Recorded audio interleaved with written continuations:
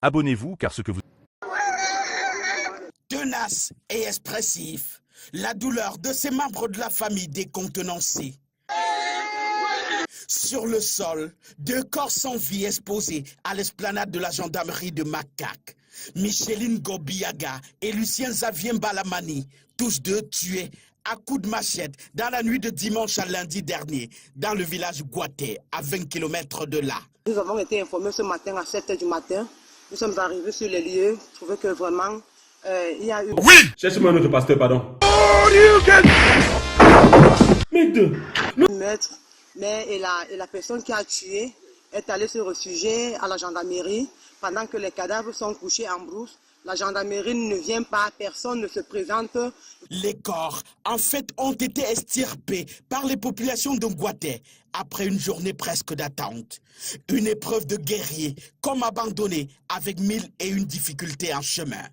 Le meurtrier présumé, époux de Micheline, chauffeur de profession, est venu après son forfait garer ces deux véhicules que voici à la gendarmerie avant de se rendre sans donner de raison. C'est vrai que c'est lui-même qui s'est rendu à la brigade de la gendarmerie, mais il n'a pas dit qu'il a tué les gens. Finalement, le constat a été fait et la foule était là, la gendarmerie tensionnée, avait la tension à l'air. Un moment de tumulte entre population et gendarmerie en présence de l'autorité administrative. Heureusement, vite maîtrisé.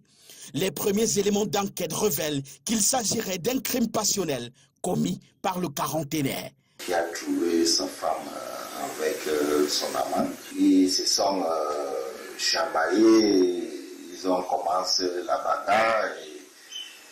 Mon ami Massamo est fâché. L'homicide a eu à saisir cette opportunité d'avoir une machette, on ne sait pas là où la machette sortait, mais il a bien découpé l'homicide et sa femme, et les deux sont morts. Le couple était connu des services de sécurité et de la justice. L'homme reconnu violent, mais Micheline a pu supporter plus de 2 décennies de mariage par amour. Elle a aimé son mari. Toutes les fois que son mari avait des problèmes dans leur foyer, il y avait des blessures mortelles où on a rédigé pas mal de plaintes déposant à la gendarmerie. Le monsieur appelé Noumé Chang a même eu une peine de prison de sursis dernièrement donnée par le procureur des États. La femme avait quitté la maison conjugale pour se réfugier dans son village natal Gouaté, où elle supervisait les travaux de création d'une palmeraie, projet porté par son frère résident hors du pays. Le monsieur tué, un scieur recruté par elle, serait devenu son amant dans cette aventure finalement. Ouais, maman, ne ferme pas, on n'a pas fini. Que la paix du Seigneur soit avec vous. Abonnez-vous car ce que vous allez entendre peut marquer